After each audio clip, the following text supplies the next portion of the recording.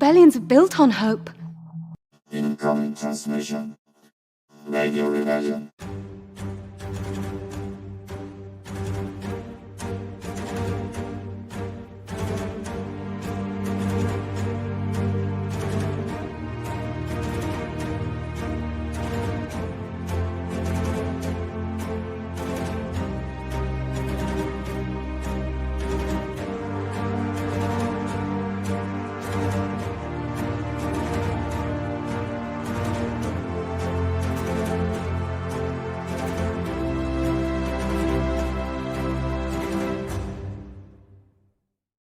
Hey everyone, welcome to another episode of Radio Rebellion, a Star Wars podcast. How are you guys doing? I am your host, Alberto Calderon, and thank you as always for joining us on another Star Wars weekend, Star Wars Saturday, start of the week, whatever. Time has no meaning. Thank you for being here as always. I do appreciate it. And today's a great show. It's an episode of finales, right? We're gonna talk Bad Batch Season 1 finale. Talking today about Race to Crashpoint Tower. So it kind of ends the High Republic Wave 2, the main 3 books. I know we still have the comics. We have Tempest Runner coming out. We have Monster Temple Peak. That first issue came out this week. But the main kind of Wave 2 is coming to an end. It's the last of the 3 books we're going to be talking about. And it's also a Season 3 finale here on Radio Rebellion. We're going to be taking a small break after this, 2 or 3 weeks, I'm not sure. And it's also a 75th episode. Who would have thunk it? We're still here, 75 episodes later. Again, super appreciative of everyone out there that has taken the time to listen to the podcast when we started, watch the YouTube videos, follow us on Twitter, Instagram, everything. So thank you as always for helping us get to this milestone. We're 25 away from 100. Hopefully, we'll make that next year. So season 4, we'll try to do 25 more episodes and end with our 100th episode. But that's months and months away. Today, only our 75th. So we'll be talking about something else. Like I mentioned, Bad Batch, High Republic, Star Wars, everything. So yeah, it's been a good day. How are you guys doing? I feel good today. I did my part as a citizen. I gave forward. Anyway, I was going out with my family. We're trying to go to the store. And as we were leaving the neighborhood, there was a dog. We saw a dog running through the street. It's a golden retriever, had a collar. So we had to stop to see what was going on. Didn't have a tag. So no name, no telephone number. Took her to a vet.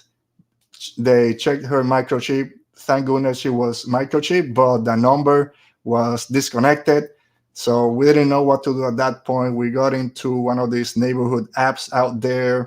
I put it out, and 5 minutes afterwards, I got a message back from someone that had saw a post that someone was looking for the golden retriever that had just run away.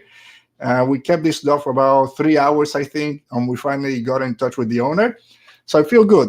Found a stray dog, found the owner. Everyone was extremely happy. So yeah, see, it's good to give back sometimes. Always do your best, give back, help people.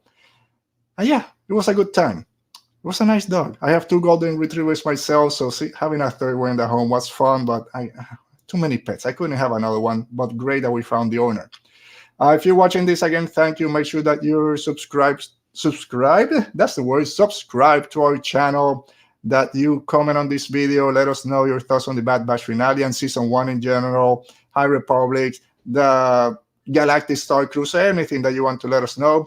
And give us a little like, hit that thumbs up button, the bell, notifications, whatever it is young people say that you should do at every YouTube episode. And of course, if you're listening to this on the audio podcast, thank you. And if you don't mind leaving us a rating and review, we appreciate it. But today, we have a great guest today. He was here before a few months ago, when we did our Revenge of the Sith watch party. We had a lot of fun that day. He's back. I was on his channel, his podcast a few weeks ago, talking about my guy, Boba Fett. We had a lot of fun. So he's here again. The one you guys know him. He is from the El Podcast de Estar Guars. It's Oti. Oti, how you doing? Hello there. Oh, sorry, I thought you were busy reading.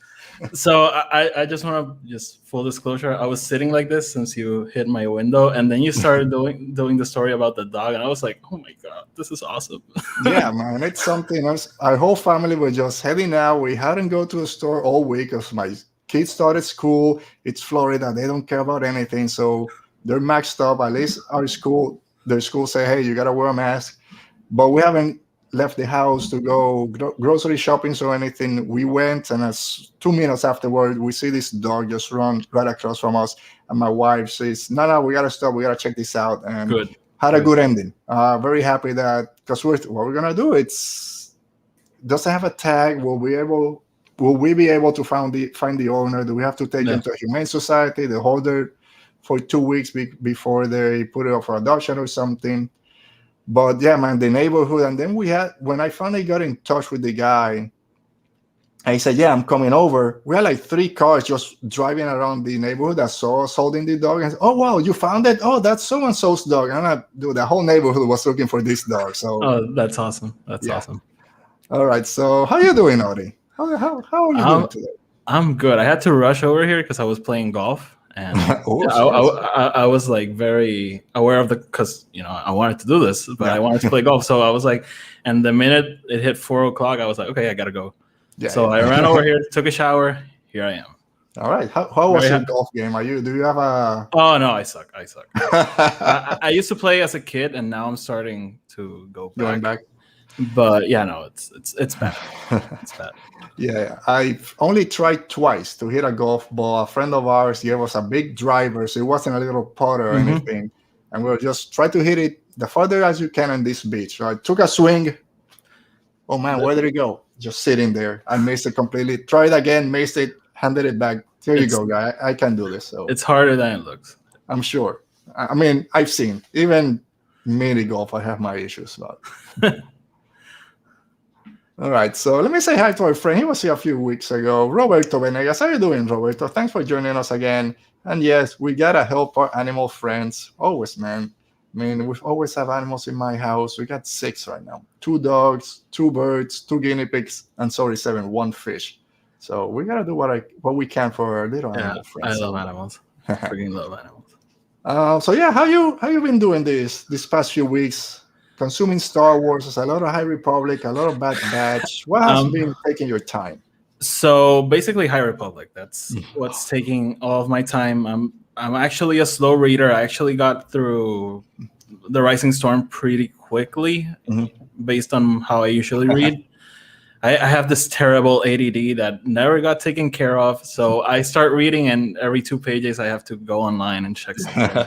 But yeah, so I've been consuming it, but now I'm with Out of the Shadows, and I'm actually taking it very slow because I'm afraid that what happened in January with this whole wave of High Republic, I got really burnt out. Like when I finished Out of the Into Darkness, I was like, okay, this was awesome.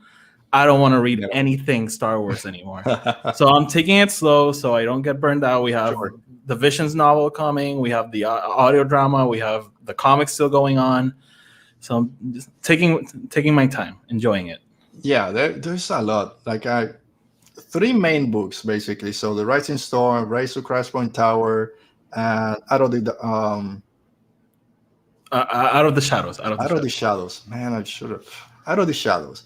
And then you have all the comics still going. Then we have that just came out, I think Wednesday or Tuesday, was that first issue of Monster Peak, the Monster Temple Peak with Ty Yorick. Then we have, like you mentioned, the Visions novel is coming. We have the one for which that new character, Tula, I forget her name. There's a new character also getting her a book, plus Tempest Runner.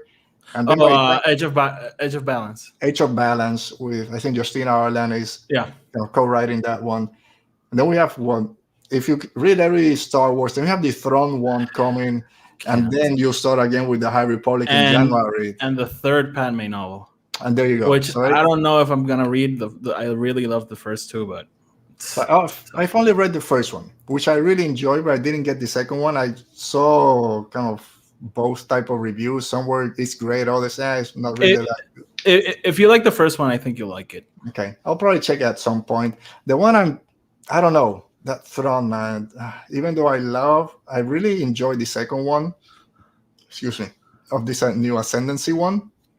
I had the same issue that you had in terms of burnout with the High Republic. I love all the three Wave One High Republic, and then jumping into Throne, which is a completely different type of novel or type of writing and everything.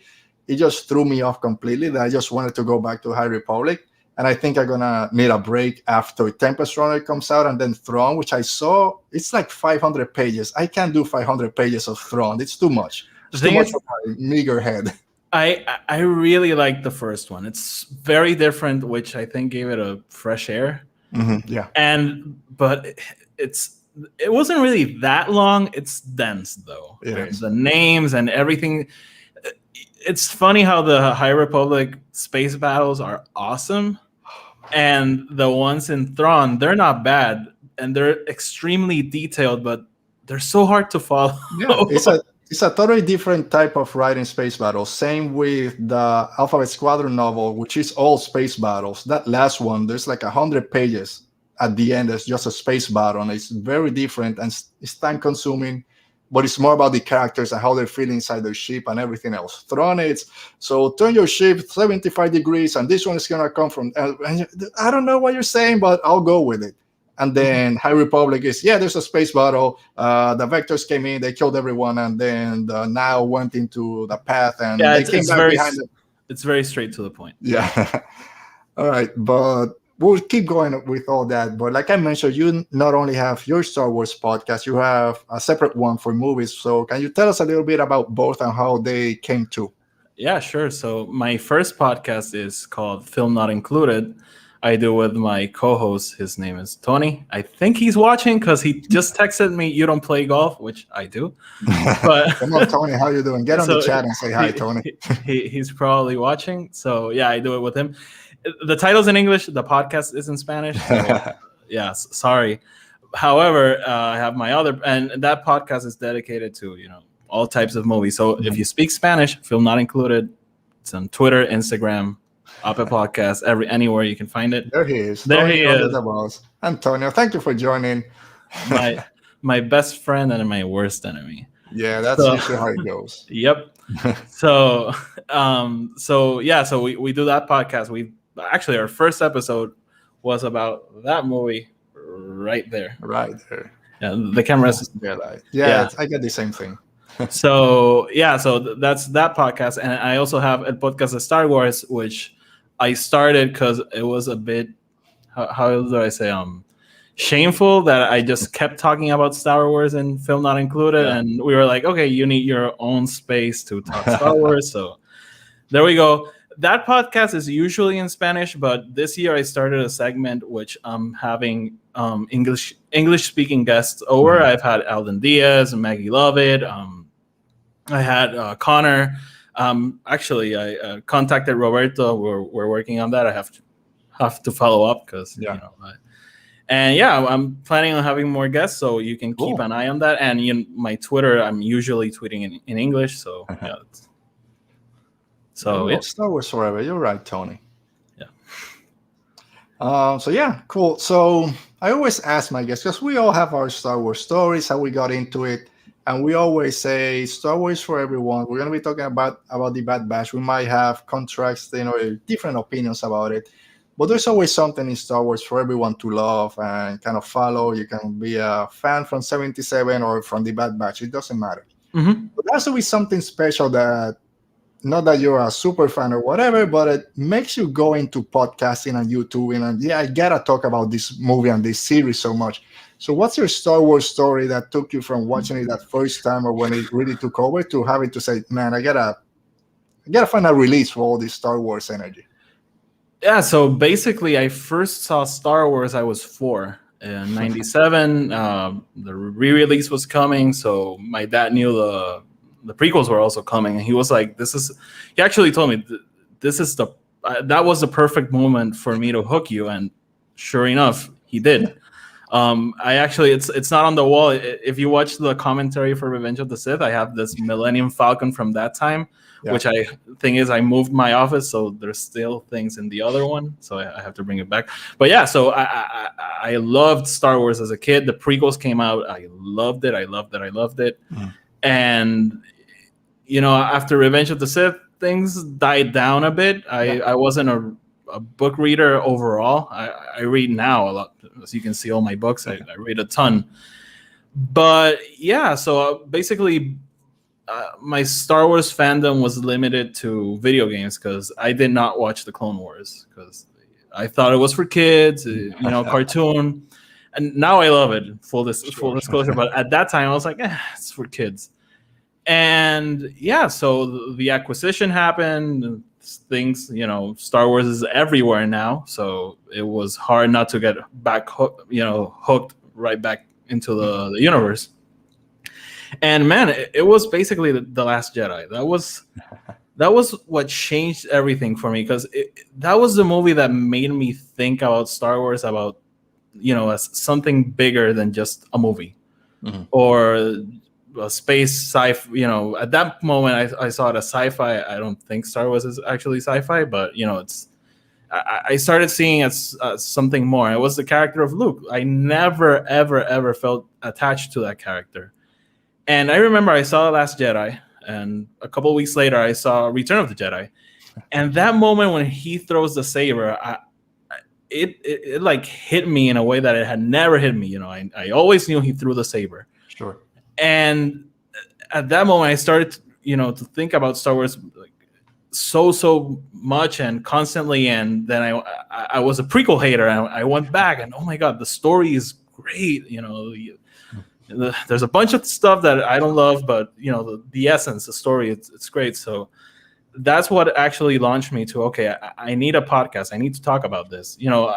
I don't care if 2 people listen to me or 1,000 people. I just need to let it out. And I know people are hearing, people are listening, people are reading my tweets. So yeah, so it's basically a way for me to let out everything I'm processing from this franchise. Yeah, we have to find something to let go of everything that we think of. Mine was similar. Even you almost beat me. I watched Star Wars when I was 3, so I still beat you by 1 year. Again, it's 1993, a little bit different. But yeah, Return of the Jedi, I think I do remember. I always use that as an example, as my stories, Return of the Jedi, and Jabba the Hutt, and me crying when I saw that slug coming to the screen. You can check all my other videos where I talk about it. But then again, it was the re-release in 96, 97, whenever it was, that really brought me back, because I didn't read the comics or the novels, the extended universe, legends, whatever you want to call it. I didn't read it back then. So I kind of lost interest in Star Wars in the early 90s. Then just got back into it at the end, and then the prequels came on, and everything that happened there, which I loved all of them. But same thing, 2005 came and went. That's it, no more Star Wars. What now? Played a few video games, not a lot. And then, of course, everything came back.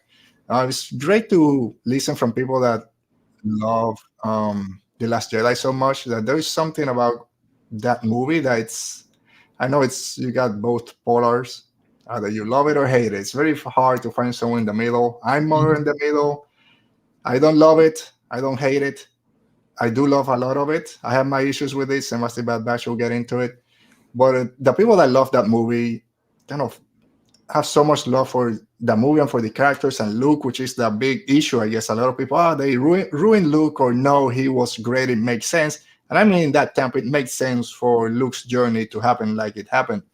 But it's great to hear from other fans that why they love that movie so much and how it was transformative in their love for Star Wars. So it's interesting how some people say it ruined Luke, and for me it was like they made Luke. He was finally for me, and maybe it's some other thing, but it was the first time he was relatable to me. So yeah. All right, Tony saying Attack of the Clones is fire. Attack of the Clones, I mean, the whole prequels went through that hate for 15 years or however long it was, but still Attack of the Clones is the one that gets the most hate. And I'll say it's my least favorite after the Clone Wars movie. I really don't enjoy that one. There's a lot to love from Attack of the Clones, which one of the things when I was doing my review of it, It's okay, the dialogue is cheesy, some of the acting is kind of wooden, but I love everything that happens at the beginning. I love everything with Obi-Wan and Django. I love everything on Geonosis. I love everything on Tatooine. Oh wait, I think I love this movie. So we do kind of complain a lot about it, but there's so much great and world building in Attack of the Clones. I think it's the best in all of Star Wars. The music in Attack of the Clones is one of the best. So it is fire, Tony. And of course, Roberto also adding that there is one Star Wars movie that hit differently, and it's kind of like seeing the Matrix. All of a sudden, everything starts making sense. Yeah, it is. It does. So have you booked your stay for the Galactic Star Cruiser? You got your $5,000, you book your 2 rooms or your 1 room, you're ready to go? That's not happening. What was your reaction when you saw those prices? I was not surprised at all. Yeah. At all. Like, at all. I don't know. I think it was so expected, you know, like you and Roberto talked about it like a few days before they announced it. Will it ever go down? I hope so, because I really want to stay there. Thing is, you see the rooms, yeah, Star Wars, it's awesome. It doesn't look that nice. Yeah, you got those little cubicles. I mean, the decor, it's fine. It's, oh yeah, I'm in Star Wars, and supposedly if you look at the windows, it's space. And for example, I don't know how it is, but could I be sleeping at 3 a.m. a TIE fighter shoots into my window? Like, yeah, just maybe an alarm. I love Star Wars, but I like to sleep. Yeah, you hear that Death Star alarm from Rogue One. No, I just fell asleep from that Wampa drink that they hit me last night. But yeah, it's expensive, but I always saw it as a cruise. Like, that's what they're trying to sell you. This is a cruise. Cruises are pretty expensive. I said I went on a Disney cruise, which I love, but it was at least 3 days. This is only 2. You go to a destination. If you're taking the cruise from Florida, you stop in the Bahamas. Here you stop on Batu. The thing that apart from everything else, all the schedule that they have, that you can be involved in all these stories, which is great, because if you're paying that much, yeah, give me something. Mm-hmm. At the same time, maybe I just want to walk the ship for 5 hours. But for the people that are going to Batu, because this is a 2-night or 2-day experience, is it? Because I don't know if it's in that big release that they released, I guess. Is it like a cruise that you go, it's from Friday to Sunday, or can I book on Monday, then you go on Tuesday, and everything's happening at different times? I don't know, because I don't think that was explained. Oh, so for example, if I arrive on Friday and you on Saturday, do our experiences coincide, or are they? Or is it the only time it's open? It's from Friday to Sunday or whatever. So everyone that comes in at the same time gets the same experience. Everyone deboards, and then comes the other group. Instead of, it's a hotel and I check in on Monday, my cousin checks in on a Wednesday. I don't know. Yeah, I have no idea how it works. And that then, would make sense the way you say it. Yeah. And that's the what other makes the thing, most sense. It stops on Batu. And you know, if you're paying $5,000, you better get on the Millennium Falcon ride. You got to go to Rise of the Resistance. You got to be able to do all the experiences. So the people that are just going to Disney to go to Galaxy's Edge, they're kind of screwed, because now you have hundreds of people dropping in on the park, taking over everything. Because again, if you pay that much, you should be able, unless they go after hours. Because I think you get there a little bit early, but I think it kind of puts everyone else on a kind of, sorry, Batu is closed right now for the Halcyon. I don't know. So again, you got people thinking of all this, I'm sure. Yeah, no, I'm pretty sure they have a great logistics team. Do we know when the hotel opens? It's sometime next year. I don't know the date.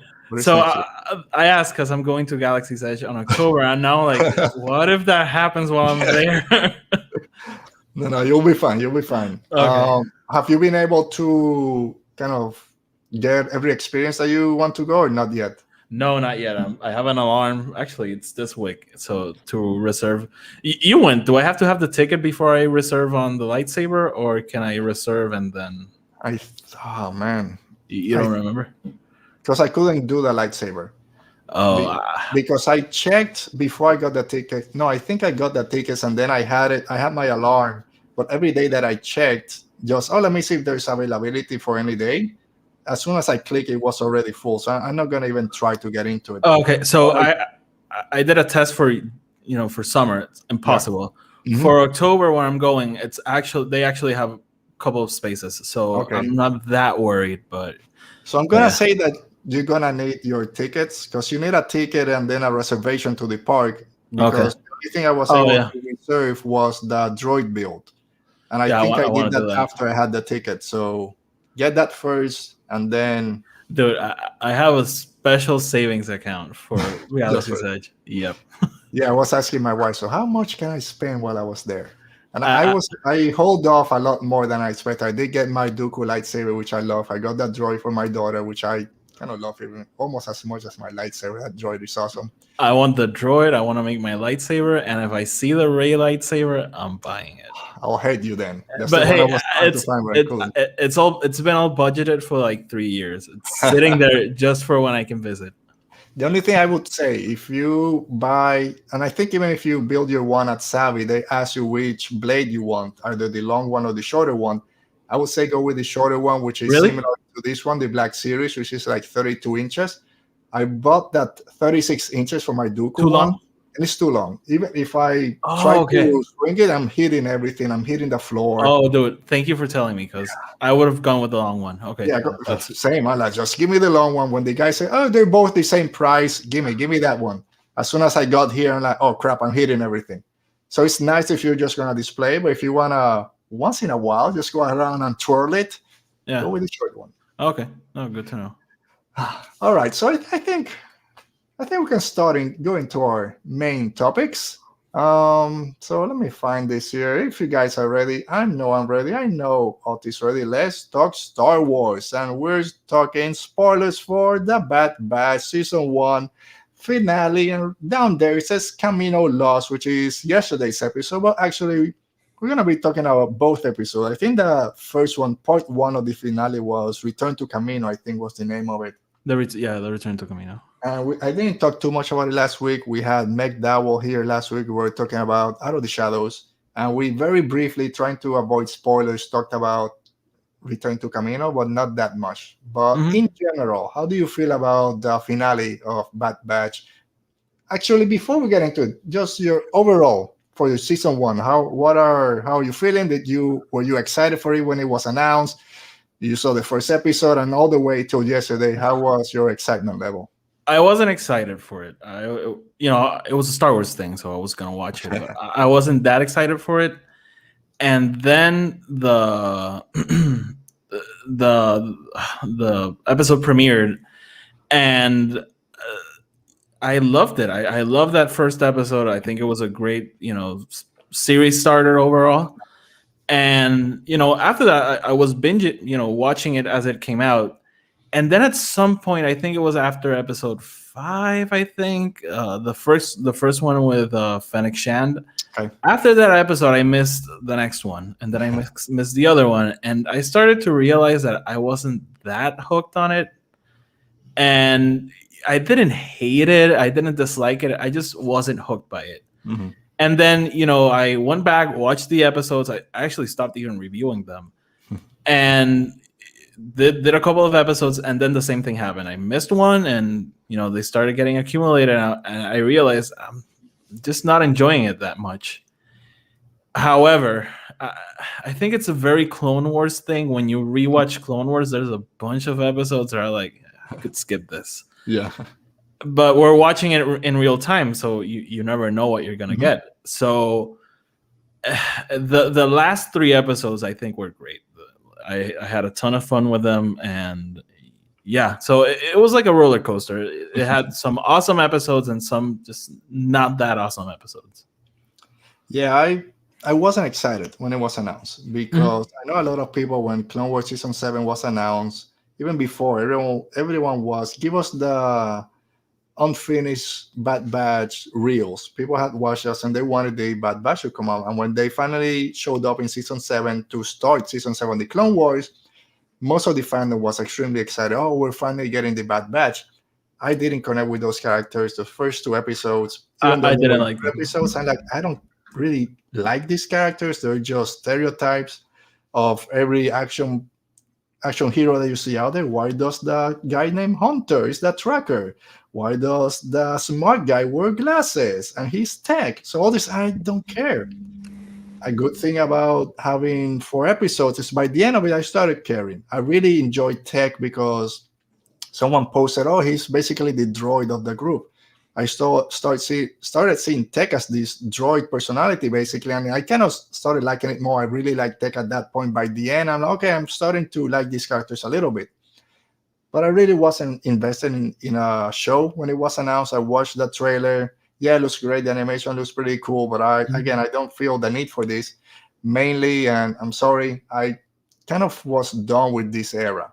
I know there's still a lot of 18 years between Revenge of the Sith and A New Hope, but it's been like 7 seasons of the Clone Wars. We had Rebels closer to New Hope, plus Rogue One, and now we're getting Andor and Kenobi. So there's a lot, plus Solo, which I love Solo, but that's like a separate adventure. But there's a lot now in this era. I'm done with clones. I'm done with this. So that's why I wasn't excited. The premiere came up and I loved it. I'm like, okay, I'm going to shut my mouth because I really enjoy this because it is what I wanted from this era, which is seeing the beginning of the Empire and how they're crushing everyone and how quickly they're doing it. Everything I had to do with that part, I enjoyed tremendously. When it was mostly focused on the Bad Batch, I kind of started losing focus. You know it, Tony. You know it, Mr. Rest. Make Solo to happen. As always, we gotta mention Solo to happen. Yeah. So I started losing interest in it. No, I don't want to say losing interest because I still want to watch it. But like you said, I wasn't like, oh, I gotta raise summer and see it. I gotta watch as soon as I wake up. Maybe the fandom also got to me with everyone at 5 a.m. when I wake up to go to work. Everyone was already posting their reviews and their reactions. Like, dude, let us kind of mellow a little bit. We don't need to review everything and put our thoughts out there on Twitter at 3 a.m. Yeah, you were the first to watch it. Great. That doesn't make a difference in terms of fandom. So I think that might have played a little bit. But animation-wise, it's great. Outstanding. Everything about it, the way the characters look, that kind of painted look, the water animation, everyone talks about the forest. It's very lively. One of the first things I said in my first reviews of the episodes were you can notice the difference in budget between Rebel Season 1, which is mainly on Lothal. Everything is sand colored. It's a little buildings here and there. Here is a whole environment. Every planet was different. We didn't get this in Rebels. Which at the same time, when a lot of people out there say, oh, Season 1 of the Bad Batch is the best first season of a Star Wars TV show, I think it's not fair. Because these are established characters that we saw in Season 7 in a world that's already established, compared to Rebels, has a lot of work to do, new characters, new places. No one knows this, and they have to build a relationship with the audience. Bad Batch already had that, so I don't think that's a fair comparison. It's also, it's also weird because Clone Wars got canceled. People don't like to talk about it. So, yeah, it got canceled. So. It was also the first Star Wars TV show. So that first season, I don't think it's one of the best. I don't think it's bad, but it has a lot of filler episodes. And yeah, I think it's an unfair criticism sometimes. Sometimes, you can see it. Whatever. Yeah. So, however, and then Rebels, it's the first show after the acquisition, and it's the one of the first things that comes out.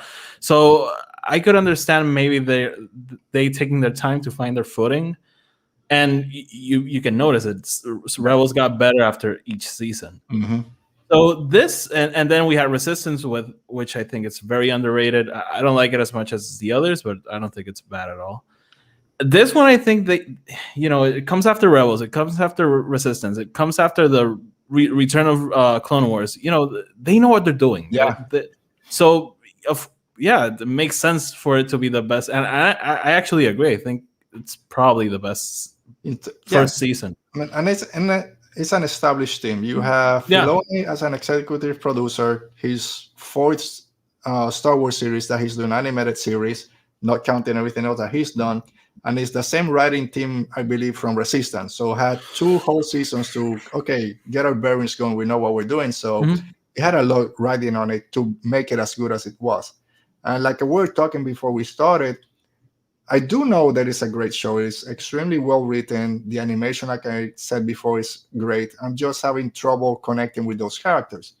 So jumping then into this two-part finale, one of the things that a lot of people out there are saying, and I kind of agree to an extent, but it doesn't matter, is that they should have released this as a longer episode like they did for the premiere, which was a 1 hour episode. Do you have the same belief if this was released as a 1 hour finale would have landed a little bit better? So I enjoyed both episodes. I really did, but I do agree they should have just doubled down and ended as it started, and just release both at the same time. Yeah, I do think it was better releasing them simultaneously, because by the first episode is so action packed, and I enjoyed the first one more. I think it's my favorite episode of the season, because we finally get to see that confrontation, not physically but communication wise, between Hunter and Crosshair, which was needed to make the emotional connection there. Mhm. I think this should have happened before. Throughout the season, every time that they met, maybe not every time, but they should have had some type of conversation to kind of really nail down what they tried to do in that finale of why he left. Don't make me your enemy. I never was. They never had those in 15 episodes. Nobody really cared what Crosser was doing. A little bit at the beginning, I think Raker kind of said, "Oh, I'll say it. I miss him," something like that. Yeah. But apart from that, nobody mentioned Crosshair. They were trying to kill him on that episode with Cat Bane. Mhm. Everyone was shooting to kill. There wasn't a real deep conversation till the end, which, okay, it was great, but I think we needed a little bit more. And by the end of that episode last week, everything is falling down. Tipoca City. Is it Tipoca? Yeah, Tipoca. Whatever it's called. I saw someone say Tapioca City, Yeah, and I I saw it. can't stop thinking about that. Yeah. So everyone's shooting. The Empire's done with it. Admiral Rampart is done. Destroy the whole city. And then it ends there, basically, with them trying to get out. And then this other episode, yesterday's, was a little bit slower than trying to escape. But I think it kind of cut the momentum in half. That it takes a little bit for me at least, to get back into it, having that week off. But again, it's streaming, so if you want to just watch both and see if it works better, you can still do that. Yeah, because I agree. I think the first one, it has all the action, all the set pieces, and it sets up this emotional send off. And waiting a week for it kind of cut it in half, because I think it would have been a great, back to back punch. Man, it's one of those things and most people out there, I won't say everyone, kind of prefers this weekly release to release everything and binge it. But then we have this like, oh man, why didn't you give us both at the same time? It's that. So no, I really prefer the week to week. So I'll have my complaints, but I prefer it. All right. So for this last one yesterday, let's jump back to, let's just talk in general. Did you feel like the emotional connection when Crosser and Hunter were having those conversations, and then at the end, Crosser gets knocked down and they decide to take him with them? Did you feel that connection and what's going to happen now between this group? So I did. I really did. And I thought I might not, because I don't feel attached. I like these characters. I really do. But I don't like them like I do a Ray, for example. Yeah. But when fucking love Omega. But when the emotional stuff was happening, I was shocked that I actually teared up, with everything with Crosshair, and then he deciding to save Omega, and then that moment when she thinks AZ will die, and that it really got to me, and I was actually surprised. So I'm on the other end when they're finally getting out. They're in their pods. Oh, we got a double up. Okay, who's gonna go with Omega? No, let's let the 13-year-old kid that has been kidnapped 3 times, held from ransom. She can go by herself. Really? As soon as she was by herself, like, what are you doing? Why does Hunter needs to be with Crosshair? Why does Tekken and Echo have to be together? I understand Wrecker is the only one that fit. But really, you're gonna put Omega by herself? It's like, come on, you should be a little bit smarter. So I knew something was gonna happen. I knew that AC's boosters were gonna short it out. Yeah. I don't know. I might be a cynic or something. I don't know. As soon as he started drifting, I did my thing and pushes her up. I'm thinking about Big Hero 6, of course. And what's this Great movie. Sorry? Great movie. Took Yes, heroes and then when he shoots him out because he knows he's gonna die, but needs to save him. I like you're trying to do this. It's not getting to me. Same thing as I was this other movie with the emotions. Yeah, with Bing Bong. Bing Bong that pushes her. Oh, That and actually. yes, I know. I'm sorry. I might start crying now. But are you going for the same thing? But all right, Inside Out. Inside Out. Inside Out. But when she says, "Oh no, we can't leave AC," I'm going after her. I'm like, "No, come on, really? Why are you doing this?" I know a lot of people love that because it shows Omega's humanity, and I know we should feel something, and that's what this character brings. I understand why so many people love her. I don't hate her. I think she's a great character, but I'm like thinking, really, why just get out of here? You haven't seen this droid in weeks. How many months you've been gone? You have never mentioned AC, but I get it. Anyway, so but hey, if you think about it, he was the only sentient thing she had while she was in Kamino. So, but yeah, you actually have to think about it too. Yeah, to get that. I mean, she had Nala say, but one thing so don't worry, I'm not gonna complain. We're gonna keep going. We'll keep positive. But I'll say this shot is great, not just visually, emotionally, and thematically. Right? It's the end of the Clone Wars. Yep. Like you said, she only had AC and Nala say a little bit, but this is her home. Even though she's been gone for a few months and really didn't want to come back, this was where she was born. It's the end of the Clone Wars. It's the end of an era for the characters and for ourselves. So I do understand thematically why that's important. Yep. What are your thoughts now?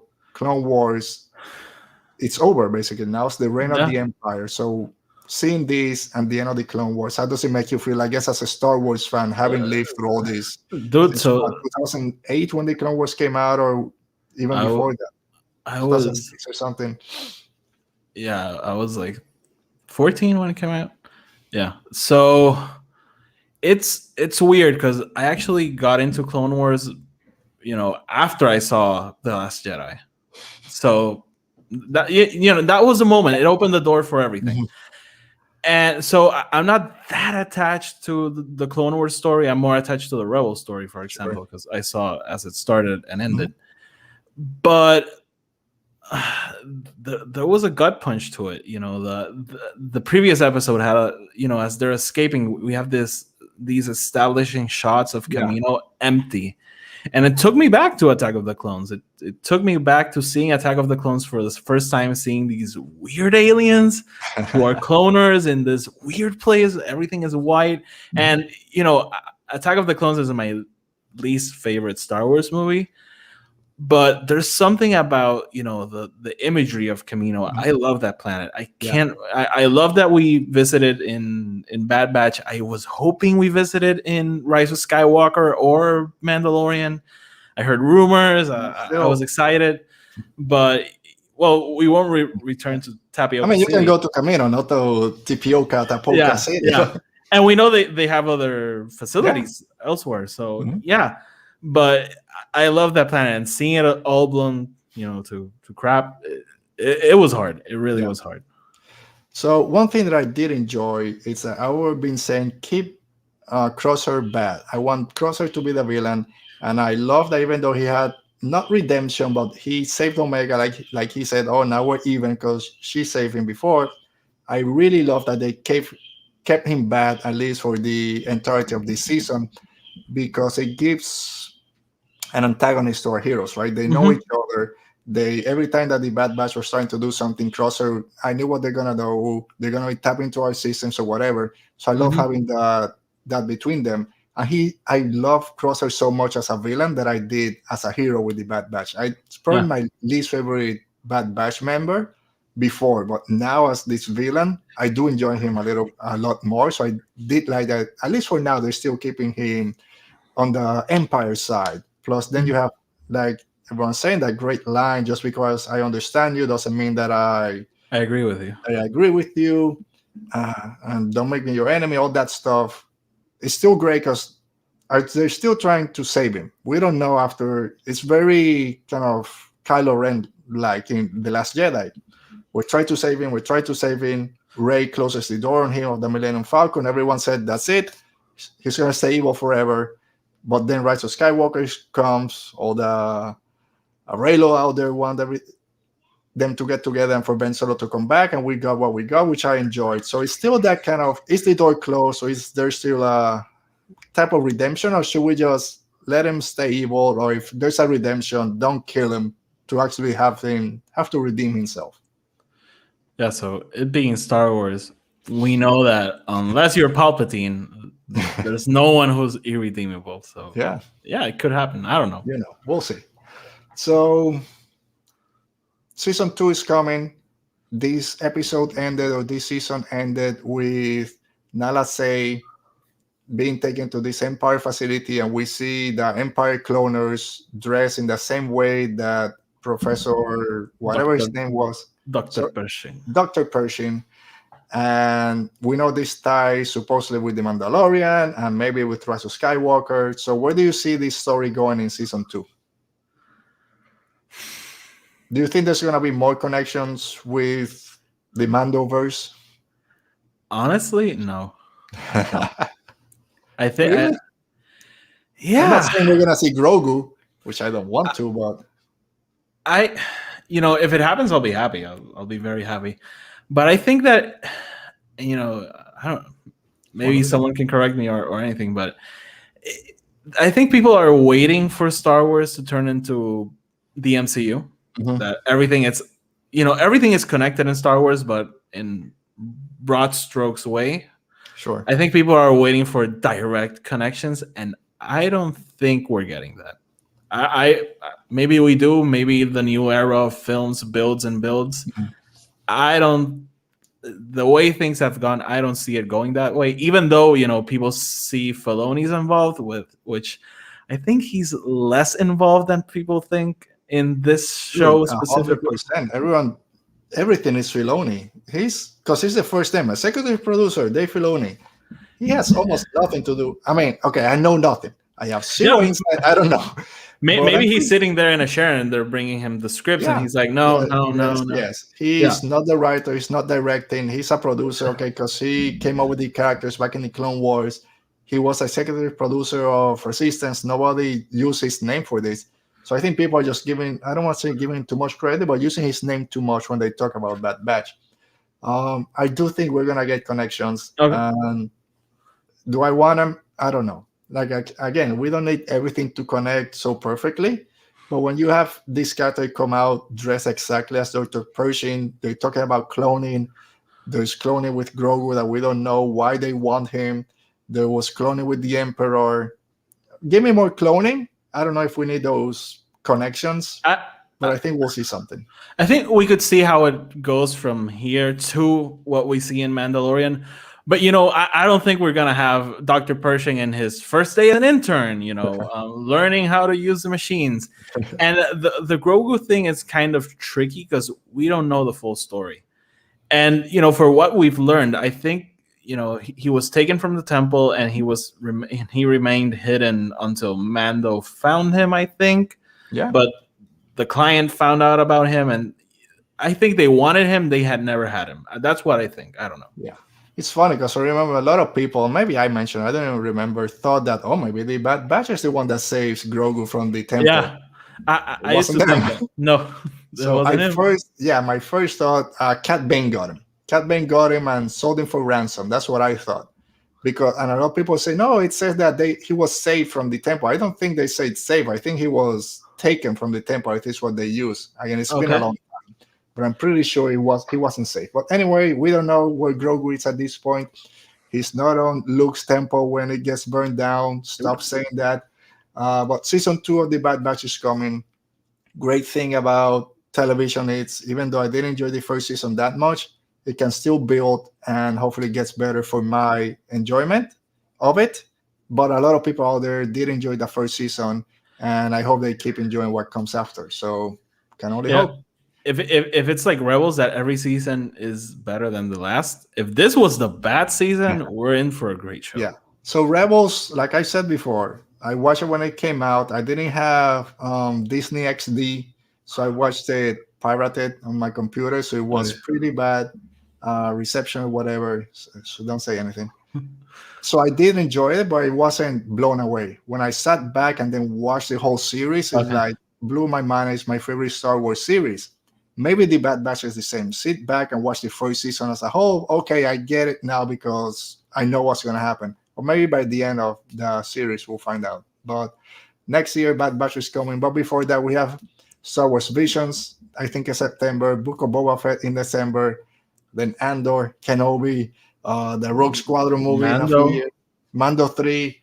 Again, if you didn't like Bad Batch, that's fine. There's like 20 other things coming. plus the High Exactly. Republic. Exactly. All right. So speaking of the High Republic, today we're talking a book that I kind of jump on my reviews, and I'm sorry I don't have it with me. It's back there somewhere. I should go get it, but I'm sorry I won't. So it's Race to Crashpoint Towers by Daniel Jose Older, who's doing a great job with the IDW Star Wars: The High Republic Adventures. He finally got to write a novel for the High Republic. Apart from the comics, this is a middle grade book, I should say, Mm-hmm. but very entertaining.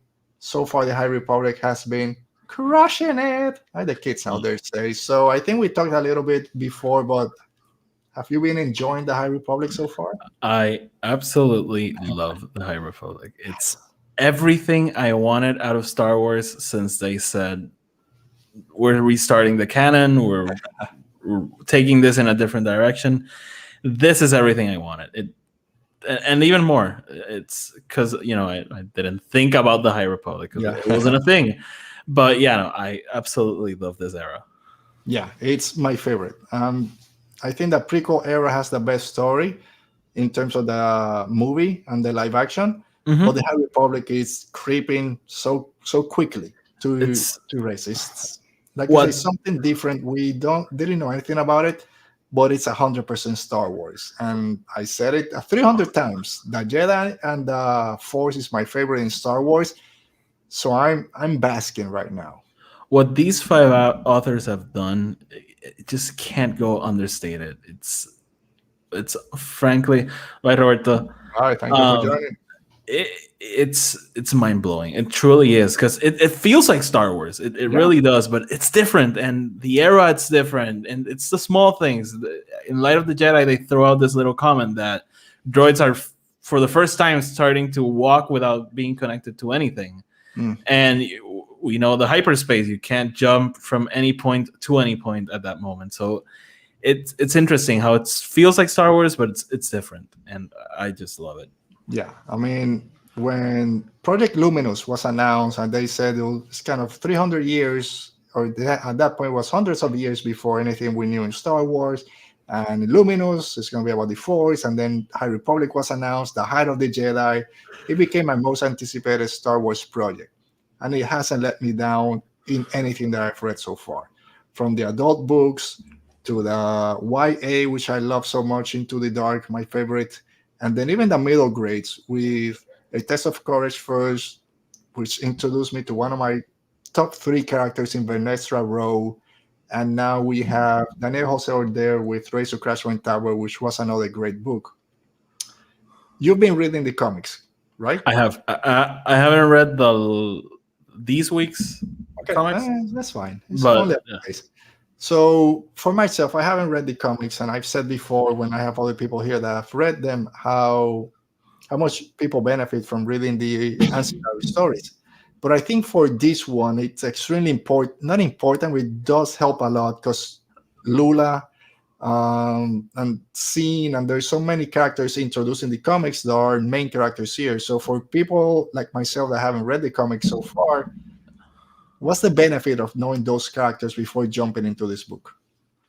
So you hadn't read the IDW comics? Oh, okay. No. It's so much that I couldn't. I knew because I've seen all the posts from Danielle and everyone else, Kevin Scott, that's working on the comics. So I kind of know what's going on. I know that Avar Kriss and the other Jedi are fighting that Ren gear. And I know Lula, Scene, Quartz, Farsala. I know those characters if I've seen them, and I know they have in their separate adventure, but I haven't been following it. So I think this book actually does a fairly good job, telling you what happened in the comics, everything you need to know for this book, because it does it quick. It it's pretty efficient with it. It doesn't spend 2 chapters telling you what happened. Yeah. But I think the benefit is that in my case, this book was just a continuation of what started in the comics. Sure. It was like basically the next chapter in that story, and it's awesome because it integrated the Rising Storm with what's happening in the comics in the IDW comics, and it melded, and it's basically the result is this book. And I was really happy having read the comics, because I was like, oh crap, everything I read, it's relevant here. So yeah. Yeah, which is great for, like you mentioned, that interconnectivity that they've always talked about. So, like you mentioned, if you read The Rising Storm, there's Race to Crashpoint Tower. It's happened at the same time as Rising Storm. And in The Rising Storm, once you're reading it, there's the scene that's in this Republic jail that Valo jail. Yorick is there with Mantessa, and then Ram shows up and he's thrown into the jail. We don't know why, but here we know. So once you get to Race to Crashpoint Towers, you know how he got there. So very quick, this story, like you mentioned, we have during Rising Storm, the communication towers go down. Ram is this young Jedi Padawan that just living in the garage. I like working with machines and speeders and all that stuff. He has to go out, check what's wrong with the comms, and he sees 2 or 3 of the Nile are doing something with the comm towers. They jump out, they leave some spores or something, and then communication goes down. The Nile appear in Valo, and then Rising Storm basically happens. And he's on the other end of the planet, which is the planet that he grew up in, right? If I'm yeah. Which all is his life.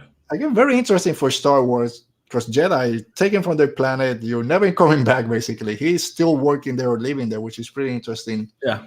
And then on the other end, for people like to read the comic, you have Lula, right? Lula Talisola, Scene, which I don't have her name here at the moment, I mean her last name. And they're following that story because they're going to her home planet, which I guess one of the elders has been taken by the Nile. They talk about Crix, which used to be her best friend. He's also in the comics.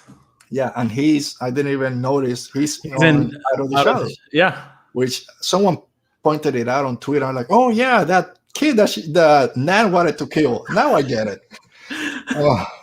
But then you have all these connections, right? You have Rising Storm, Out of the Shadows, the comics, and Race to Crashpoint Towers, which is a middle grade book for kids. And this is the most interconnected of all the stories. Yeah.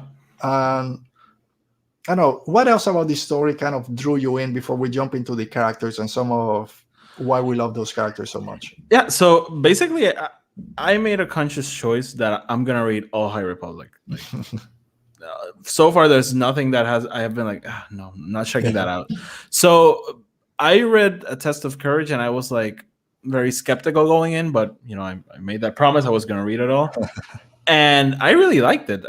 It's not my favorite book, but I really enjoyed it and the characters and everything. So going into Race to Crashpoint Tower, I love Daniel Jose Older. He's an awesome Twitter follow. Number one. You gotta follow him. Last Shot is great. And I started reading the IDW comics and I really liked them. So knowing that, awesome art. The art in this book is really great. It's one of the things that I love about the middle grade book is that we get these little action bits. Yeah. In the art, which I love. So keep going. So so I knew Daniel Jose Older was writing it, so I was actually excited. Lula was in the cover, so we knew she was going to be in it, and I was pleasantly surprised how it was more tied to the comics than I would have thought. But I don't think, and you haven't read them, so did you feel lost at any moment, or? No, because I think they did a great job in kind of establishing what's happening in the comics, the bigger bits. Like seeing Marla, Rala, I don't know how you pronounce it, is this force-sensitive person that has been hiding her force powers because her planet hates the Jedi for some reason, doesn't trust them, so she has to hide it. And then when she has to show them to help this battle against, I guess, the Nile, then the people in her village kind of are taken aback. She loses her best friend Crix to the Nile because she doesn't want anything to do with Force users. But then she meets Lula Talisola, which I love this character, which she wants to be the greatest Jedi ever, but it She's has great. those deep connections with everyone that she feels attracted, not physically, but there's some attraction. Yeah. Doesn't want anything to happen to them. And then you have Ram, which is a new character, but there's mention of Quart, of Farsala, which I've seen in the comics, not read them, but I know those characters. So I think it does enough to let you know what's been going on the other side of the galaxy, away from the bigger conflicts, that when it gets to here, I didn't feel as lost because I knew, okay, so something happened in her planet. She's now a Force user training with this Jedi, but she's not a Jedi, but she still wants to learn. But there's more to it. That now took this elder from her village because he knows that was something that's going to change the tides of war. What is that? I have no idea, but I am very interested now. And then I think I might be wrong. I kind of thought that they said that the Nile kind of started on that planet that had some connection to her home planet. I don't know.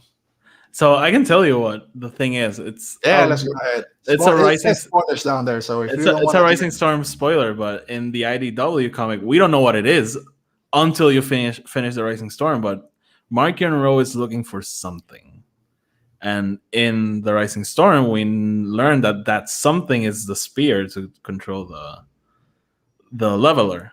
Okay.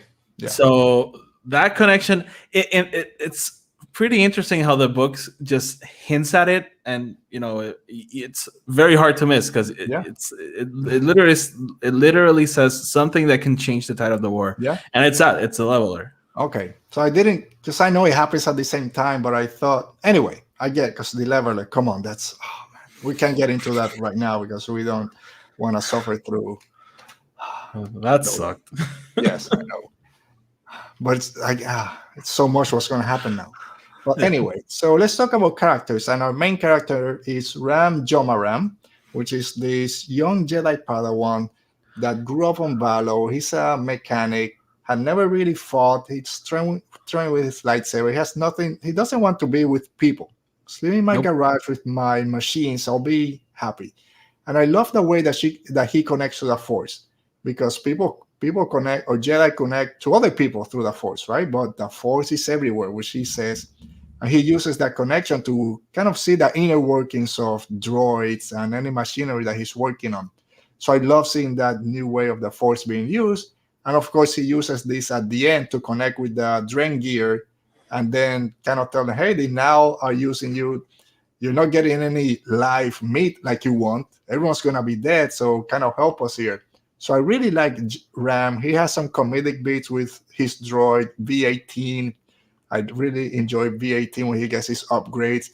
I love the bomb brags. I'm sure in the comics they're just as hilarious. So I really enjoyed Ram. Did you like this character, and what about him did you kind of enjoy the most? I liked him. He has a lot of moments that I really loved. I don't feel so hooked on the character. Sure. I don't know why. There's nothing about him that I dislike, honestly. Mm-hmm.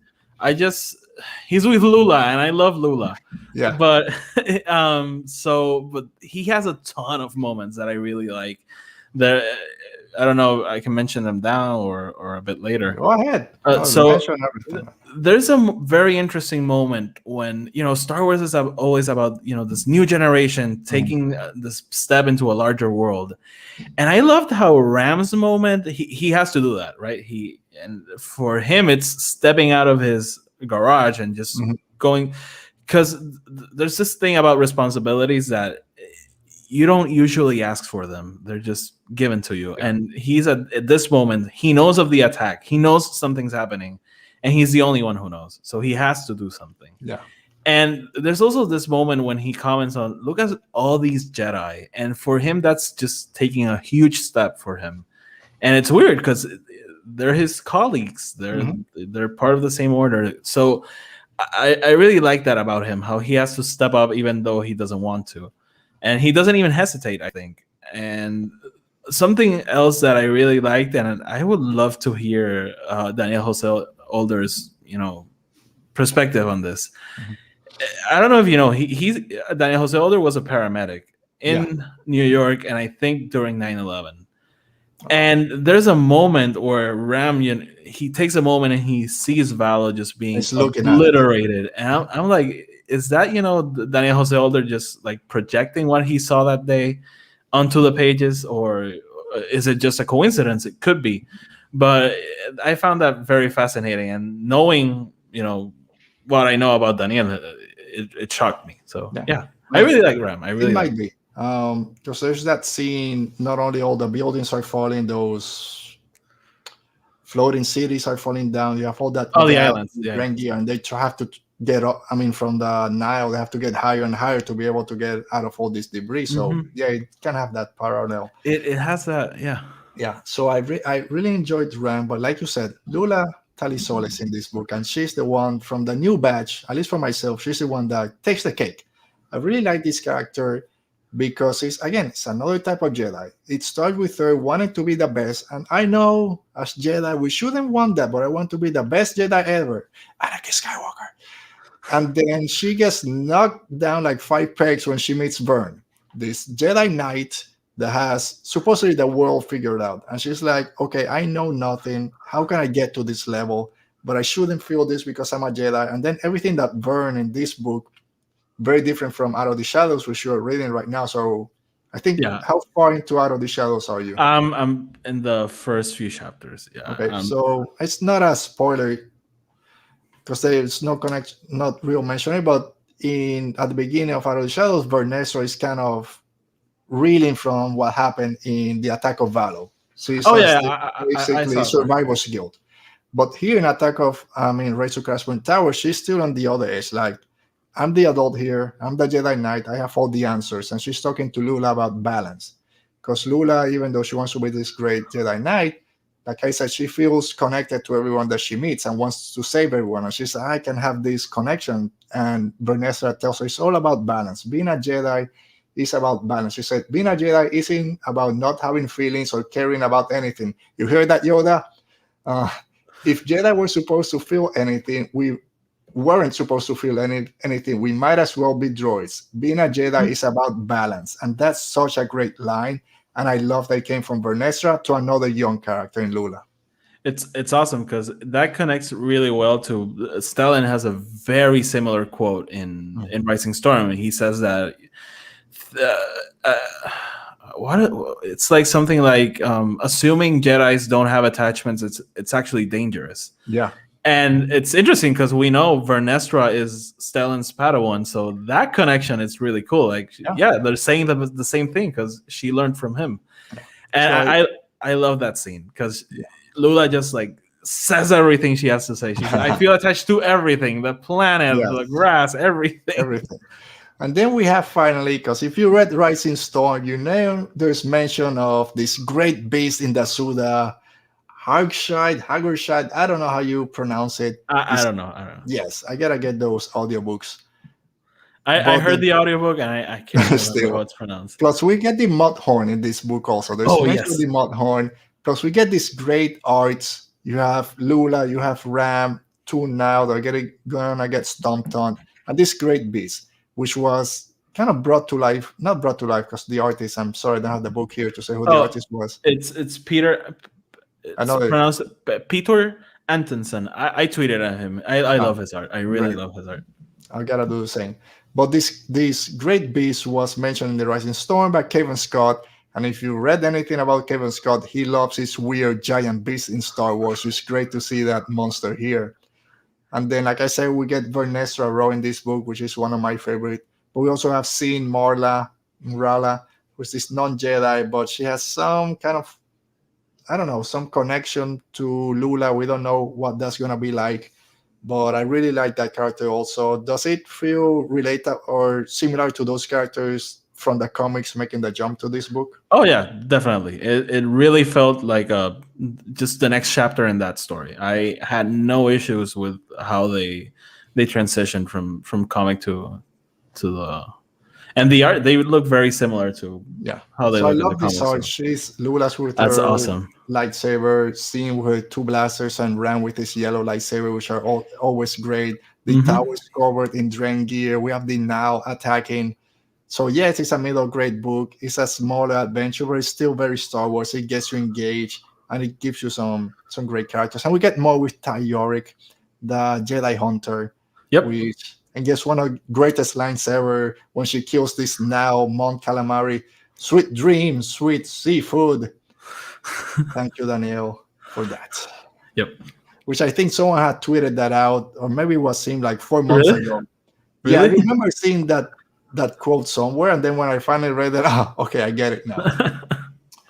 All right. So, as we start wrapping up, any other thoughts about Race to Crashpoint Tower? No, not really. I just in my podcast I always try to say, if you're not reading this book or the IDW comics, I know you do it because of time constraint, and that's perfectly valid. But if you're not reading it just because it's for kids, Yeah. give it a chance. Really, really give it a chance. You're not missing anything huge because the High Republic does a great job catching you up with what you need to know.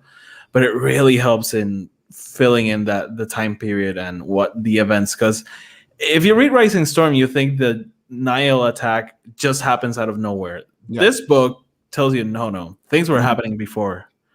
Yeah, And it tells you because they go to this planet that Vanessa tells them to go to Scene's home planet to see what's going on. They speak with this elder that tells them, oh, the other elder was taken to planet X. I didn't write down the name.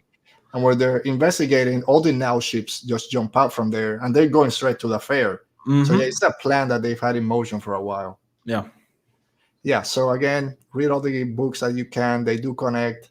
The High Republic is a great way to get into Star Wars publishing. You don't have to know a lot about it. Start from Light of the Jedi and go from there. There's still time.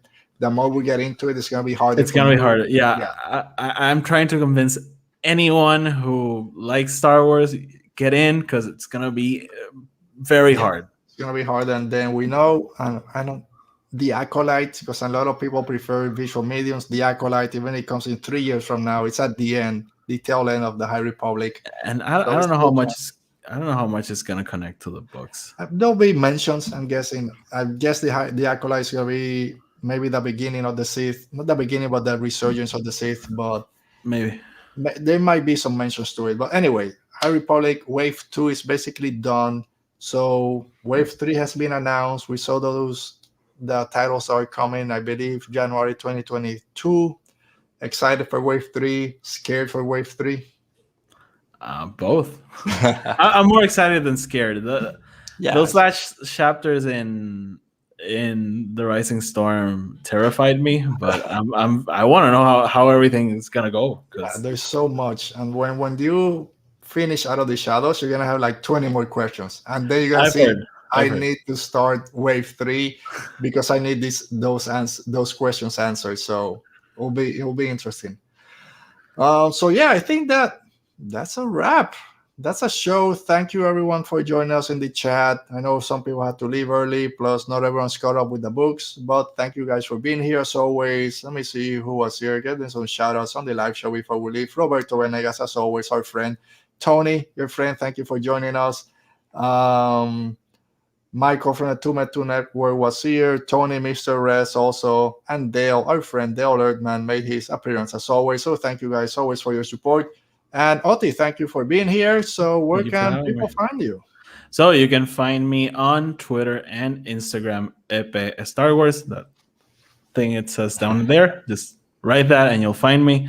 I'm more active on Twitter. And yeah, if my show, as I said, my show is in Spanish, but I'm having English speaking guests. So, subscribe to the show. It's on Apple, Anchor, Spotify, or wherever your podcasts are found. And yeah. And even if you don't speak Spanish, it's Star Wars. You'll pick something out. Plus, it's always good to know 2 languages. So just go and check it. You start picking up words. That's how I learned English. I had subtitles. Get Rosetta Stone and then come there to you my go. podcast. It's my kids. I don't know how my daughter's 11. And she got on her phone and started learning French or Italian. I don't know. One of those two. There's 20 apps I can show you. So check that and then go check Oti on El Podcast de Star Wars and Film Not Included. That's right. I got it right. Film Not and included. For myself, Instagram, Twitter, @Radio Rebel Pod. We have our website, radiorebellionpodcast.wordpress.com. You can find all my reviews of the High Republic novels there. Our shows are also posted there, and any news item that I think I need to talk a little bit more are going to be there also. So yeah, you can find my link tree on the description of this show. Like I mentioned before, it's our 75th episode. Thank you to everyone. Plus our season 3 finale. So we're going to be taking a small break before we jump into season 4. Thinking about a few things. I still gotta, I don't know, making some changes. Maybe not. We'll see in a few weeks if the show is the same. But as always, thank you for being here. Stay safe, be safe, and may the force be with you. Radio Rebellion.